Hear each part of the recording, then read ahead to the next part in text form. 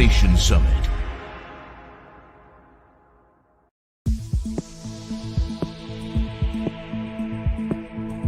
Hi, you got a minute for your career? Finding a good executive management or supervisory job in today's market is tough. The lingering impact of COVID-19, industry consolidation, plus significant changes in how the job markets actually work is confounding to thousands of job seekers. One of the primary reasons these job seekers struggle is because they do not set goals for their performance, doing what it takes every day, every week, every month to find that next better job. Someone said that goals are dreams with deadlines. I like that. In 1987, a struggling actor sat down and wrote himself a $10 million check. He post-dated it for Thanksgiving Day, 1995. In 1994, that actor, Jim Carrey, earned $10 million for Dumb and Dumber. Setting goals is really important. It's a way to hold yourself accountable.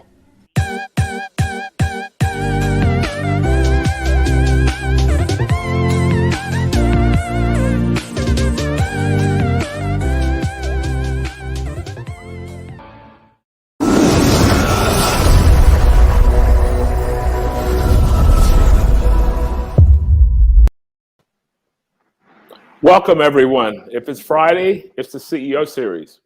Thank you for being a part of our series. Today, our guest is Jouhayna AlMheiri, Air Traffic Control Officer, Social Media Manager and Speaker for Women in Aviation, Middle East Chapter, and budding entrepreneur. Jouhayna, thank you.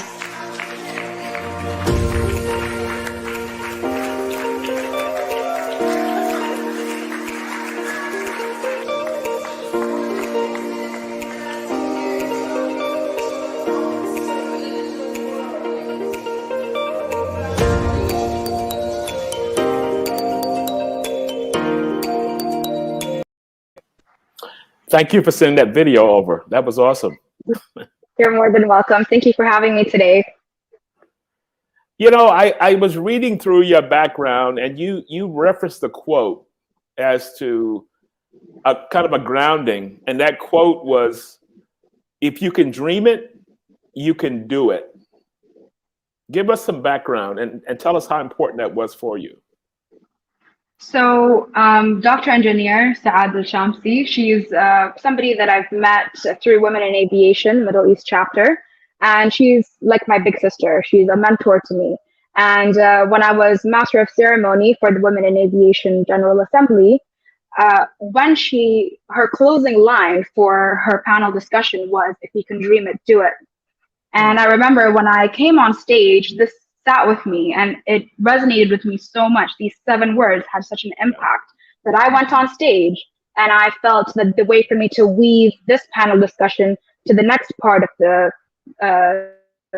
was to reiterate this and say, if you can dream it, do it. And I thanked Dr. Engineer Saad Al-Shamsi for enlightening us with these 7 words.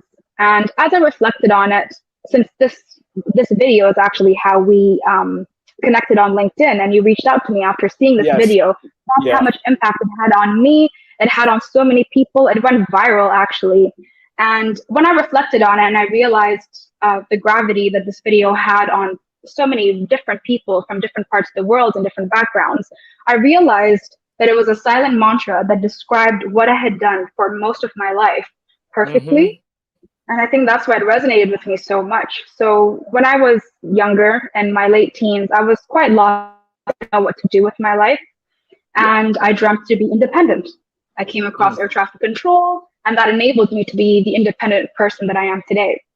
Then I dreamt to further my education. I got into air traffic control with a high school diploma, as that was the requirement. And I went and I got it was for the Emiratis to join. That is the requirement, and I think in a few parts of the world as well. So yeah, I know many of my colleagues who are expats, and they joined around the same age as me when I started at 19, and I think they all also have their high school diploma. So I dreamt to further my education. Wow. So I signed myself up 6 months after I graduated as an air traffic controller, and I got my bachelor's degree in air transport management.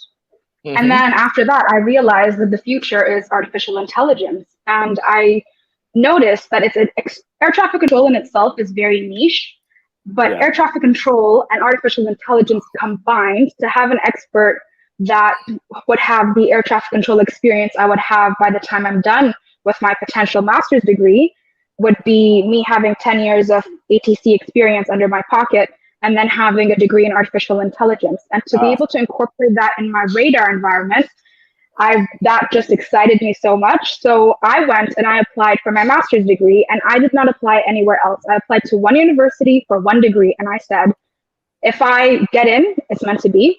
And I got in. It was completely unexpected. So no plan B. I don't deal with plan B. I'm gonna go with plan A, and that's it. Exactly. That's literally what I did. And I remember I was sat at breakfast with a friend, and I got the call, and I was like, yeah, who is this? Like, I don't like to pick up a call. I'm a millennial, you know? So I picked up the call, and I was like, yeah. And she's like, oh, you got in? I was like, what? So I had extra French toast. It was a vibe. And then I'm the eldest of three. And I absolutely loved helping my little sisters out growing up. I'm full big sister vibes over here. And I always wanted to help people, like no matter who they are to me, whether it's at work, whether it's in my personal life. And then that dream kind of came true, where I actively work as a mentor and an on-the-job training instructor with my trainees.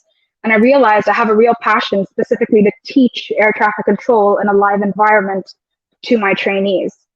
You know, I worked with one more girl who's recently validated. I'm so proud of her. And she's also an air traffic controller in my facility. I think she validated about 1 month ago, maybe, something like that. And I was her final instructor before she graduated. And it meant a lot to me to have that bond with her and help push her to get to be the third woman to make it in our facility. So honestly, if you can dream it, you can do it. These 7 words. Thank you so much, Dr. Engineer Saad Shamsi, for giving me words to explain everything that I've been through in my life. Wow. You know what I find so interesting about that? At 19, you knew what you wanted to do. And, you know, if you think of 19-year-olds just coming out of high school, you see people in college and they still haven't figured it out. And at 19, you knew what you wanted to do. You pursued that. And now you're back as an instructor. One of the things that intrigued me about you was when I saw that video and I read the backstory, because you're so unique. Because I work with a lot of young people. I teach at a college here in Dubai, and you don't find people as focused as that. So what caused that focus to have that focus, say, in high school, when everyone else was probably just hanging out or doing all these other things? Honestly, I was hanging out. I definitely enjoyed myself in high school. But I will admit that towards the end, everyone was their energy towards applying to universities. I didn't apply to any because I didn't know what I wanted to do with myself academically. The one thing that I did really enjoy, I did ballet from the time I was 4 until 18. And I really wanted to pursue that. And over there, I also loved to teach. So I was like the assistant teacher with my ballet teacher, not formally, but I would just help the kids with their posture, you know, making sure that the technique is right, extra eyes in the room. So I always had that passion to teach with the kids in ballet. And I thought that maybe that would be something I would do. I'm quite artistic. You know, the piece of art behind me is something that I created in the pandemic. Yeah. Yeah. You know, I like to work with my hands. I've got all these plants around me. They're all real, you know. So I actually thought it would be something more artistic and, you know, something more to do with my hands that I would get into. And then I got into something completely different. And I think what pushed me and gave me that focus was I got kind of a wake-up call around the time I was 18, 19, when I realized that I had to financially provide for my mother and 2 younger sisters. There was a little hiccup in the family. So I ended up having to be the woman of the house, you know. And to this day, I still support. I needed to make sure my sisters finished their studies, so I made sure I supported them in that way. And I think that was the biggest thing. So I was focused because I knew I had to provide and step up as the eldest child. And then I applied to as many scholarship programs I could find because I needed that financial independence. And thankfully, the Emiratization programs, they pay you while you study. And Okay. that's what really enticed me and motivated me. And then when I joined air traffic control, I found out the statistic the other day, only 1% of the people that apply get in. Now, I'm not sure, I know this is around the world, but specifically in the UAE, I'm not sure of the statistics. And then after you get in, there's no guarantee you'll pass. So I finally got a scholarship, and then there was no guarantee I would pass. So I actually had no choice but to make it for mom and the girls. And you were at that time, I think you were the youngest graduate? I was the youngest. I was the youngest in my batch anyway, because the youngest you can start is 19 years old. Okay. And then in terms of a female to validate in the facility, I was the youngest, yes. Wow. That's absolutely amazing. You know what I'm amazed by is the grounding that you would have at such a young age. You find people that are 30s, 40s, 50s, and they still haven't figured it out. I mean, honestly, I had a really good support system. Like just a few days ago just a few days ago, I went live with one of my friends, Shasta Ways, and she was the youngest woman to fly solo around the world. And Wow. our topic was talking about the importance of community. And it just reminded that specific topic, and preparing for that topic to speak about live just reminded me that it honestly took a village. You know, when I was in the United Kingdom, the boys and I went to study for 4 months over there, and they put us with a host family. So the host family that I lived with, her name is Joy. She had me live with her for 4 months, and the stability she provided for me in those 4 months helped me get there. To this day, I keep in touch because I couldn't see her this year. I visit her every year. I couldn't see her this year, so I sent her like plants and candles and all the things I like around the house to keep her busy. And she helped me when I was in the UK. When I came back here, the boys and I and my batch were so close, so we helped push each other to reach our true potential. And we were actually the biggest batch to validate in the facility for the very first time. Usually it's 1 or 2 maybe that would pass out of 6. We were 4 out of 6 to pass. So it honestly took a lot of people, a lot of support to get me to where I am. A lot of mentors, all the instructors I ever turned to that I needed guidance from were really there for me and really helped me. Yeah, so that network of people, that village that you talked about, I remember when Hillary Clinton said that it takes a village, everybody can look side-eyed, but you know, it's exactly correct, because your success depends upon a lot of other people being there for you in those times of need. Yeah, I agree completely. So let's talk about the job. Oh my God. So pre-COVID, to give you some background, I was a super frequent flyer because I was on the road maybe 3 weeks out of the month. And normally, 3 weeks out of the month. So I'd leave Dubai's airport on the 5:15 at that time, Cathay Pacific to Hong Kong. And I did my Asian tour, and then I flew back. And that was my normal routine for maybe 2-3 years. And this happened, and but I've always been amazed by people that do what you do. Because we have this show here, it's called Dubai Airport, and ever so often they will focus on the air traffic controllers. How do you keep, you have multiple planes you're trying to guide. How do you stay focused? How do you stay focused?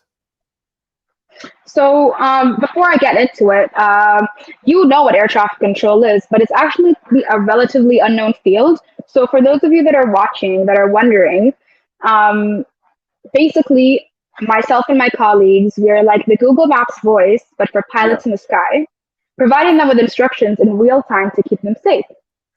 So this is basically what the job is, to give you all more of an idea. In terms of how I handle my stress, so every air traffic controller around the world is a highly, highly trained and skilled person, you know. And the training program would take approximately 3 years on average for anybody. Depending on where you are, it could be even longer, actually. And then, again, I'd like to emphasize that there is actually no guarantee you'll pass. You could reach up until your final week, and you still don't know if you're going to make it through. Wow. So we're highly skilled. We've been through a training program that around the world, regardless of where you're training, is going to be extremely intense. And by the time you make it through, you have all the knowledge and the tools required in order to do the job. So in terms of textbook, you have all the knowledge you need. In terms of instinct, you've learned everything and how to compartmentalize. So when you get to work, everything that's going on outside, because we all have our own baggage, is left outside the building. You know, I've had I call it the luggage. You leave the luggage over the side, right? Yeah, exactly.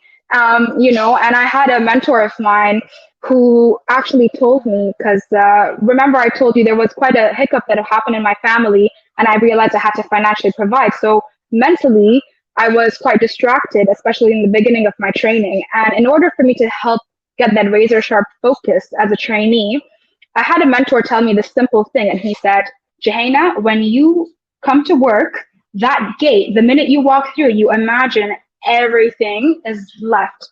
And you are walking in, and your main concern are the dots on your screen and everything you have to do.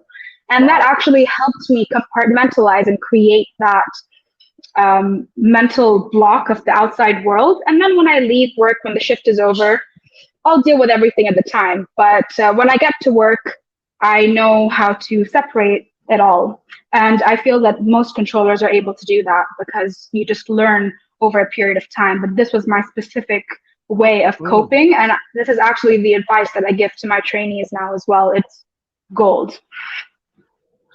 That training, I mean, that concept would work in real life for people, because so many people bring luggage to workplaces. This is why you have dysfunctional organizations, because they bring all of this inside, and it infiltrates the entire workforce. Was it hard to switch it off? You know, because if I'm getting up in the morning and I'm thinking about something, it may be hard for me to switch that off when I sit to my computer and start working. Can you give us some tips as to how were you able to like hit the light switch or whatever it is to leave it? It definitely took some time. Again, I was 19 when I started, you know, so it took maybe a couple of weeks, but you realize real fast that you need to get yourself together, because you have all these lives in your hands, right? If a surgeon goes to work, they're impacting one life at a time. If I go to work, or any other air traffic controller goes to work, it's thousands, if not millions per shift. Oh, wow. So it's not about you. You have to have yourself composed in order to get this job done. And if you're unable to do that, that's why the training process is extremely tough, in order to take people out of it that aren't able to actually have that mental strength to do so. Okay, so you're talking about compartmentalizing. So if you've got, how many flights on average would you manage as you're bringing them in? Is there a limit as to how many you could handle at one time? Yes, each sector has a specific amount of specific capacity you're allowed to work. And usually the flow is organized in a certain way in order to protect the controllers and maintain. Okay. So the work hours, is it an 8-hour work day, or is it in shifts? Or I can only speak for myself and where I work. It's an 8-hour shift, and you would work approximately a little over 50% of that with live aircraft. And the rest of them would be breaks, because it's a high stress environment. That's what I was going to say, because that level of focus, that could wear you out over a period of time.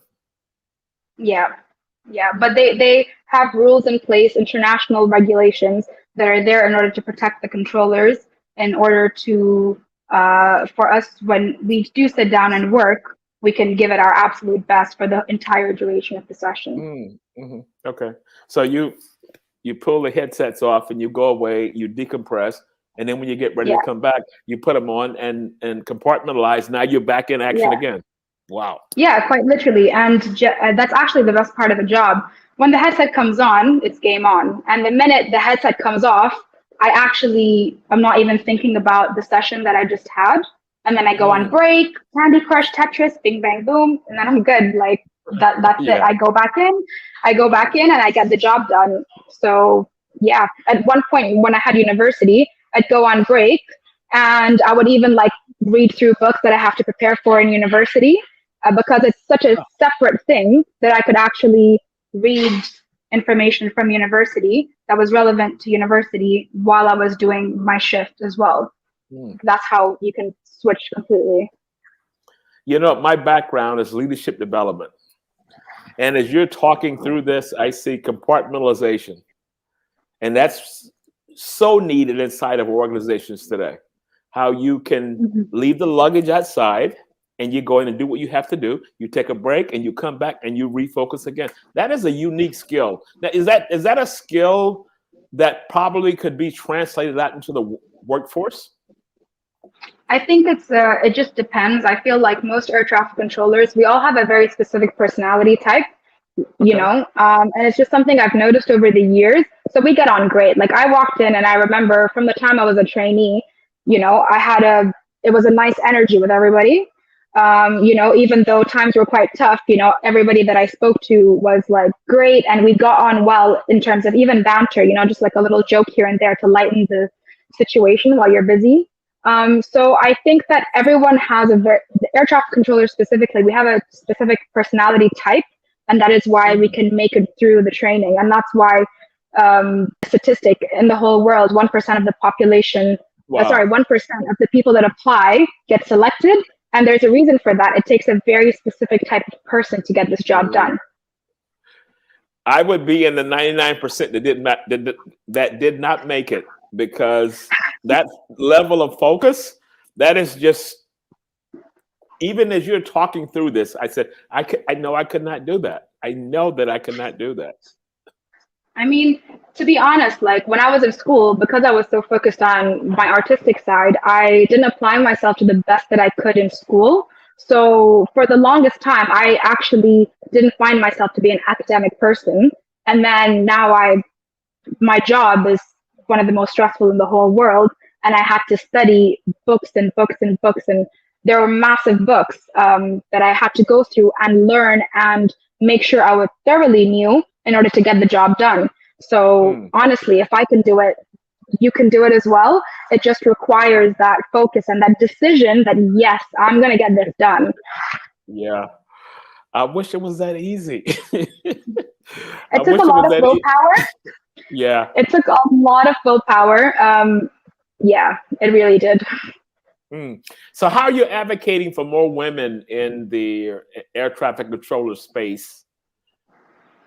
So what I'm doing right now, which is speaking to you, hopefully me using my voice and telling my story of my journey, starting from me being lost to now mentoring people in air traffic control and public speaking. I hope that resonates with not just women, but anybody listening, and motivates them to actually push for what it is that they're a little hesitant to do. As an on-the-job training instructor, I'm quite passionate, and I'm so happy when I see my trainees meet their objectives and reach their goals. Yeah. So doing that's I'm there to help all my trainees and the next generation of air traffic controllers. You know, we've got a couple girls in the line that are up and coming, and I was part of the journey of one of the girls that just recently graduated. And I'm actively checking up on the girls, making sure they're okay, that are still on the way and undergoing the long training process. So I'm there for not just the women, but even the men that are working with me, that are work as my trainees. Also my social media pages, my LinkedIn and my Instagram, I kept it just with 2, so I could really focus on them. And it's actually me managing those pages. And it's an opportunity for people to connect directly with me the way that you did. You got onto my LinkedIn, and before I even got back to you, you're like, I've already emailed you, you know? And it was amazing. And now here we are having a conversation. And I've actually helped assist people that have reached out to me in the past. And that is why I put myself out there on social media, you know. Also, I personally advocate for the women in my life. As I mentioned, my mom and my 2 younger sisters are everything to me. And that is why I was hyper-focused to make it when I started off. Also, I recently co-hosted a virtual female majlis with my public speaking coach. I saw that, Yeah. So Christina, from top of her game, she always ran these successful, one-of-a-kind virtual peer mentoring sessions, and it runs for an hour. And honestly, it actually was never enough. I was with her and I co-hosted it. And at the end, I just wanted more. And the beauty of these virtual female majlises is now we're coming back with a storm. So once a month, we're definitely going to have them.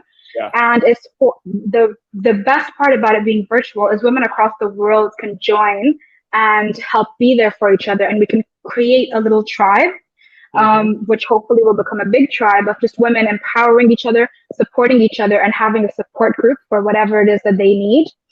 And it was quite powerful for each person that was present. The way that it was conducted, hats off to Christina for the way that she managed it. And then she brought me on board as well. And it was an absolute honor to work alongside her. And the specific lady that I was paired with to help, we're still in touch. Like, it's been days now and I'm still messaging her, just checking up on her, making sure everything is going well. And it's just important that everybody has a voice. As Meghan Markle said, I saw this video of her ages ago. Everybody has a voice. It's just that little courage to use it. Oh, my dogs are barking. I'm sorry. That's okay. That's cool. That's cool. That's cool. Yeah, that's cool. Yeah, that's amazing. I follow Top of the Game. Matter of fact, I saw an interview with you the other day. Yeah. So, when you mentioned it about me following up with you, like, I don't give up. So I would have continually contacted you until I finally got you to, to be a part of the show, because I think what you've done is so interesting. And from my side, as an executive coach, I tell you what I'm impressed by.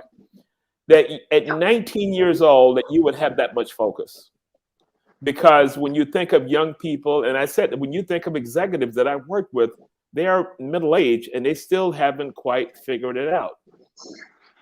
So if you had to give a piece of advice for someone that was being pulled into so many different directions, and how can I sharpen this up to say, this is where I'm headed? I think that everybody deep down inside, we all know what it is that we want, right? For me, I knew it was a feeling. For me, it was a feeling. I wanted to feel independent and be my own person.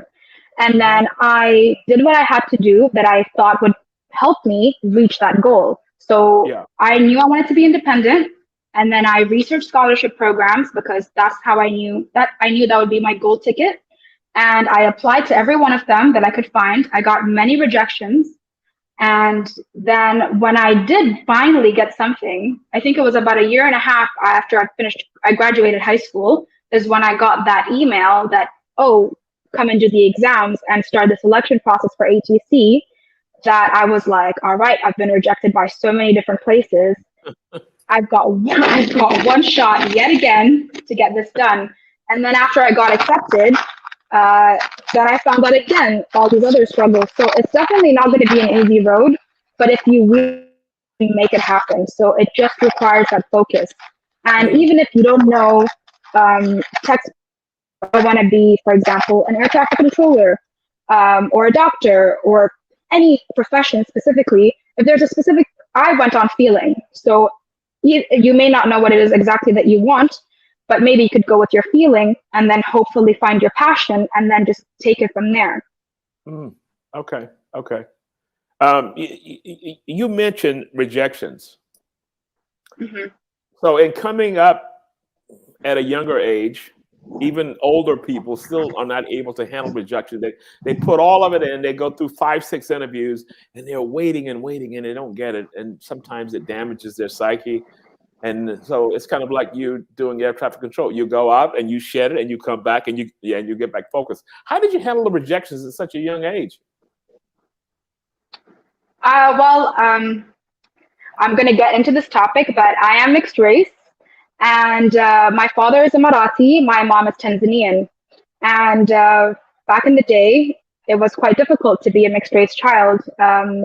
And I dealt with a lot of rejection from the time I was very young, whispers here and there. So I just knew how to shrug it off. I was like, I like how I am. I'm not Yeah, going to dull my shine for you. Absolutely not. I like the texture of my hair. I like the color of my skin. And mhm. from a young age, I decided, I think I was around 11 or 12, and I was like, this is me, no matter what, and you have to accept me. And I think that's probably part of why I was okay with all these different rejections. Of course, it Mm. hurts. It's not like I was like, oh, whatever, got rejected one more time from another scholarship I was hoping to get. Yeah. But I I feel like just the different experiences that I had as a child, as a teenager, helped helped me be able to compartmentalize and separate things that don't really matter. Like Mm. I realized it's not going to happen. Feel your feelings for sure. Don't suppress it, and then move on. And then move on. Um, yeah. And that's why you are started at 19 and you're an instructor now, because you can compartmentalize. I mean, and listen to your conversation, that you were able to just break these things up and say, okay, that chapter's over. Next chapter, let's go start, and we'll do something all Yeah. over again. That is just Yeah. absolutely amazing. And you know what? I'm going to say this, and we'll talk again offline, because you could be used in a lot of other ways. Because in organizations, a lot of the challenges is how do you move from a failure? How do you how do you compartmentalize, and you work so in stages? So this here, and then I'm moving on to something else. And that Yeah. whole training from the air traffic controllers, so many, and I just find it amazing. And No. I think you have a life beyond this. Okay, so let's talk about, how does it feel to be an instructor now? So you were one of the ones sitting on this side of the table, and now you're the Yeah. one sitting here and you're presenting. What was that transition like? Well, I didn't realize that public speaking would even be a thing for me. As I mentioned, Mm. when I was a child, I did ballet. So for 14 years, at the end of every academic year, we would put a big show for the parents, and it was amazing. I absolutely loved it, making our costumes, dancing on stage, and I had absolutely no issues getting on stage and dancing my heart out for 2 hours. No problem. And then as an adult, I can definitely hold a conversation, no problem. But you put me on a stage and I realized I had a lot of nerves. I completely froze the first time I was on stage and I couldn't articulate my words. I could hear only my heartbeat. And it wasn't a nice feeling. It was so unfamiliar because usually I am very composed as a person. I know exactly what I'm going to say, how I'm going to do things. I'm an air traffic controller. Like I am in control. And at that point, I was not. So I realized I had an issue. I shrugged off not being able to handle myself on stage and I hired a public speaking coach. So Okay. Christina, from top of her game, she kind of stumbled into my life and we were Mhm. talking about this experience just on the phone where I spoke to her for the first time and I mentioned to her, I was like, oh yeah, I had this event and this is what happened. She's like, oh, I can teach you to make yourself a public speaker and be better. I was like, really? Done. Hired her and it just kind of, it flowed really nicely. She came into my life around the time COVID started, actually. So Okay. for the whole duration of COVID-19, I've been working with her virtually, speaking skills. And then also Arbat Sultan, she's the president of the Women in Aviation Middle East chapter. She saw that I have some potential and she wanted me to continue speaking. Mm. So she asked me to be the master of ceremony for the Women in Aviation General Assembly that happened Yeah. earlier this year. Yeah, I That's the saw video that. that you saw me in, and then that's how we connected as well. So I remember when she asked me to do this, I'm like, you want me to host? What? And I told her about my experience. She's like, you'll be fine. I have faith in you. So I worked with Christina. Like I said, it takes a village, genuinely. I worked with Yeah. her tirelessly day and night. I Yeah. said the names of all the distinguished guests so many times that when I got to work, it was difficult to do my compartmentalizing because I would have to speak and I would be like, Salam alaikum. And I would just start rehearsing my speech. Yeah. So, you know, it took a lot of work and this did not happen overnight, even though I'm in so many different talks consecutively recently. It's been going on for almost a year and a half of me working in the background, working on these skills and accepting different opportunities to speak and share my story because I realize it is possibly helping people and motivating them because everything that's happened with COVID, it's a tough time.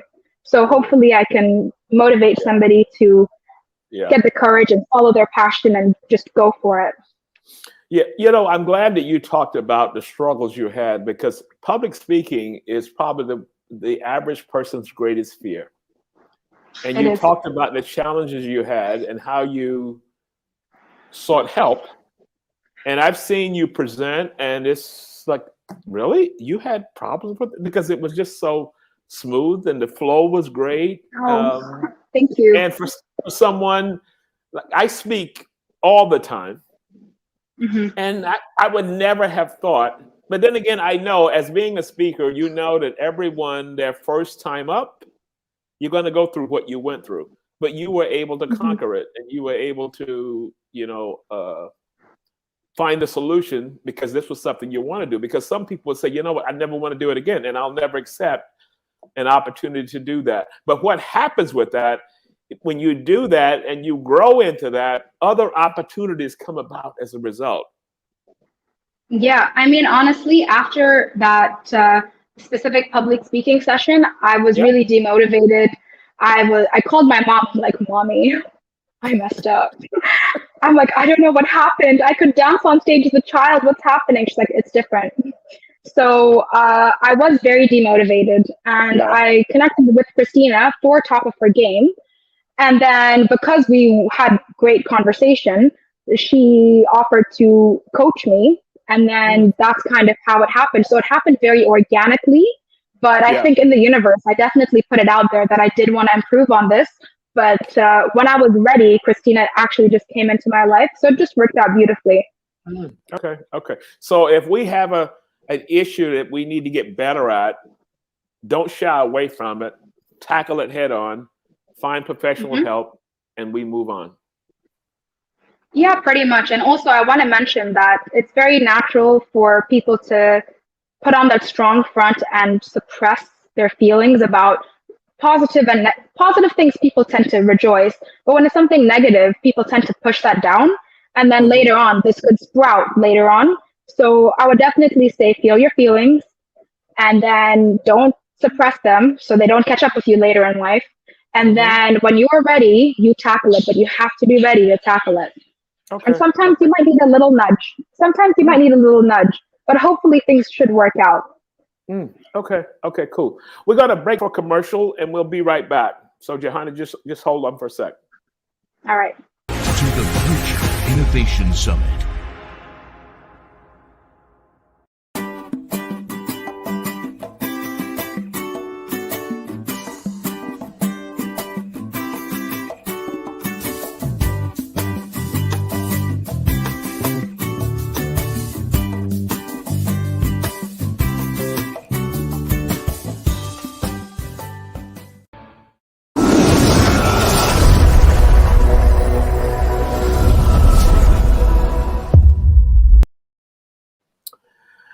I saw in one of your interviews, and I laughed about it, because you were talking about how when you change your voice, your voice gets deeper. When you're in the context of, now I'm the air traffic controller, so we're talking at a different level.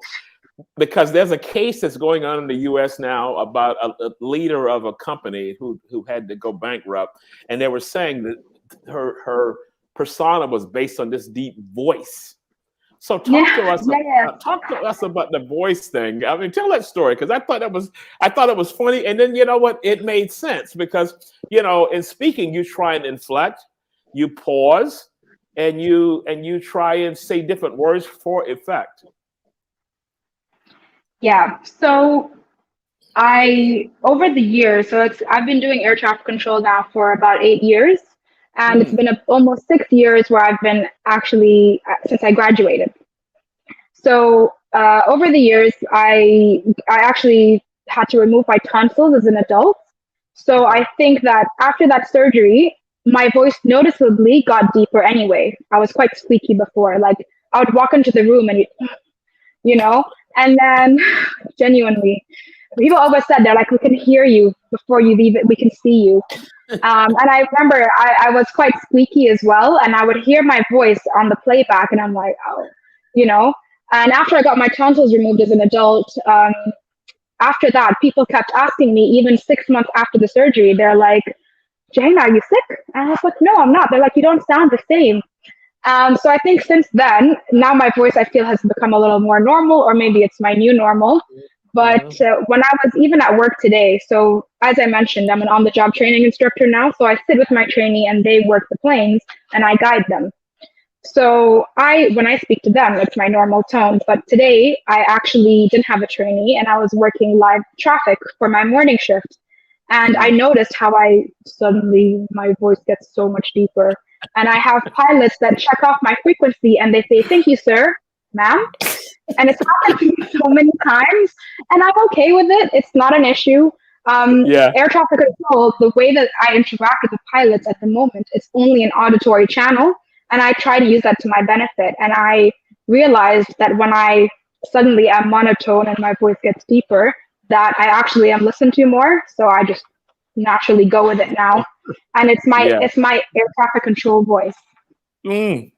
Have you ever met pilots and they realized you were the ones that guided them in? Yeah, so it's usually the other way around. So I would meet somebody. No, I would have my friends, the boys I went to high school with. Some of them have become pilots now, and they know me on a personal level, and they know how I usually speak. So I remember one of them. I met him at university, and he's a pilot. And he messaged me, and he's like, "Oh, I spoke to this lady on the frequency, but she was so monotone." Oh, and I was like, "Which frequency were you on?" And he mentioned it, and I was like, "That was me." He's like, "What?" He's like, "How is that you?" I was like, "Well, yeah, that was me." He's like, "You sound so different." Even my friend, she and I are properly close. I was her bridesmaid. I flew out for her wedding, and I called her, and she's also an air traffic controller. And I called her, and she heard me on the other line, and she works in a different center. And I requested something for her on the phone. And then after all the coordination was done, she's just like, "Joe, is that you?" I'm like, "Yeah." She's like, "I didn't even recognize you. You sound like a completely different person." And this is all part of the compartmentalizing, I guess. So after break, you're going to look into the mirror and go through this process of taking it down a little bit. Oh, that's so cool. I mean, it happens automatically. So we have a headset, and then connected to that headset, there's a press to talk. So it's a little thing you can hold on the button, and then when you release it, you're not transmitting on the frequency anymore. And when you click it again, you're pilots again on the frequency. Okay. Even that click, I change dramatically. I will click, I will speak, and then I'll turn to the person next to me and I'll be like, "Oh, hi, how are you doing?" Negative. And then when I click back, like the flip is so quick. Yeah. Yeah. You know what? I find, when I first recognize you or connected with you, I just find what you do so interesting. There's so many aspects of it. Being that focused at such a young age and being able to take that to one level, and then you come back and now you're developing other people, especially women, into the next generation of air traffic controllers. So when I look at the painting on the back, I want to talk about that for a second, because I know that you're an artist. Yeah. You're a dancer. So is that kind of the release? When I don't have to deal with the work aviation thing, and now I'm just going to sit and just. Yeah, it's definitely my release. It's also the art actually helps me focus when I'm studying. So when I'm at university or I'm listening to a lecture, I will draw and I will create I call them scribbles by Joe, and I will create this art while I'm listening to the lecture. And I've done a trial and error, and I've tried to listen to the lecture without drawing, and I don't pick anything up, or I really struggle to focus. But when I'm sat there and I'm creating art, I can focus, and if the professor goes, "Jouhayna, what did I just discuss?" I will say it back to him exactly, because Really? while I'm drawing, it sticks in my mind while I doodle. And then I posted it on Instagram, and someone asked me, "How do you do that?" And I was like, I Googled it, and it's actually researched. So people that doodle, it actually helps them focus sometimes. So if you struggle to listen to a lecture, try and draw and see if that helps you. Okay. that's how I actually study. So I haven't been in university for a couple of months, and now that I've started again, the art's slowly coming back. I haven't posted anything. So that's definitely a release, but it's also a mode for me to focus. Another way of release is I have so many plants and have a garden. So I Yeah. love to be there and water it and just connect with earth. I've also got 3 dogs now. My mom was a vet growing up, so we had so many animals. At one point, we rescued and had maintained the whole time 6 cats, 5 dogs, 2 budgies, a tortoise, and a bunny rabbit.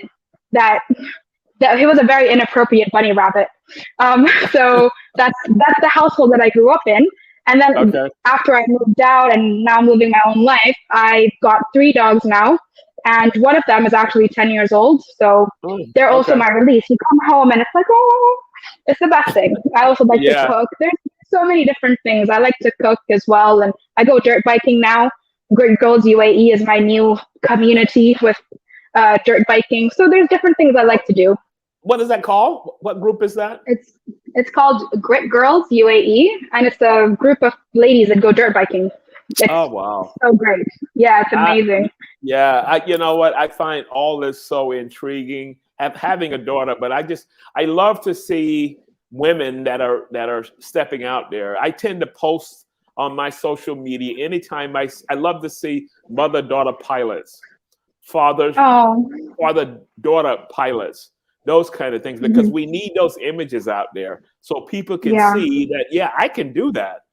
And this is yeah. why I wanted you on, because I for some reason I've never given thought to a female air traffic controller. And then when I read your story about starting this and you're starting this thirst for this profession at 19, it just absolutely really just blew me away. It really Oh, did. It I really blew. genuinely, I don't think about the things that I have done, but since I've Yeah. been doing more public speaking and speak to you and other amazing hosts, I'm starting to realize everything that I've done in the last decade almost. So yeah, thank you so much for the compliment. I really appreciate it. Yeah, you have a book. You have a book inside, and you need to give some thought to that. Make sure you're capturing some things, because this is a story that needs to be told. Hmm. Um, because young people are the future, and and and and getting involved with them at an early age to give them guidance, because there's so many people that are lost, even from kids and even inside of organizations. And when you find dysfunction in organizations, it's because the leaders are dysfunctional. They haven't quite figured something out that you were on track at 19 years old to start it out. So Yeah. that's my. But as I said, we'll talk offline on that. So I want to, based on your art is beautiful. Have you Thank you. pursued a show at D3? D3 is the design district of Dubai. Have you pursued or given some thought to a show, an opening? I've thought about it, but I genuinely don't feel I have the time. So I am the kind of Okay. person that gives 110% to everything. So I feel I don't have the time. And also referring back to you mentioning a book in me. Um, so I've not mentioned this anywhere else. So I'll give you the exclusive scoop. Yay! I just finished writing a children's book about air traffic control, Okay. and I'm looking for an illustrator. So if anyone's watching that knows a really good illustrator, I have a vision, but I need someone else to draw for me because I'm going to focus on my masters and helping my trainees and working. So Mm, yeah, I actually have already worked on my book, and it's a children's book because if we can instill this ambition and inspiration from a young age, not necessarily to pursue air traffic control, but to yeah. pursue their dreams, Yeah. The then mental absolutely, aspects of it. Yeah. exactly, So start young. yes. So your next project is organization wide, because we need your thought inside these places that I deal with. Because trust me, it's It's okay. I beyond. can be your consultant if you'd like. Yeah, it's beyond dysfunctional. Like I said, we will follow this up offline, because I Of course. really am impressed. With what you're doing. I really am impressed with what you're doing. So as we begin to Thank close you. out, I don't want to say a young lady, but a younger person in high school, it maybe 2 to 3 years ago, they're confused. Their parents are confused. Their parents are pushing them, which parents will do. You're going to do this. You're going to do that.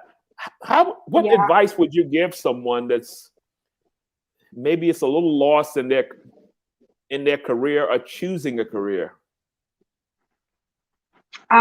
Firstly, I'd like to say that you're not alone, because I remember when I was feeling these feelings of self-doubt and being so uncertain with what my future would hold. Like, let's put it into perspective, right? You're in high school, and I went to quite a strict private school, and you had to ask permission to excuse yourself and go to the bathroom.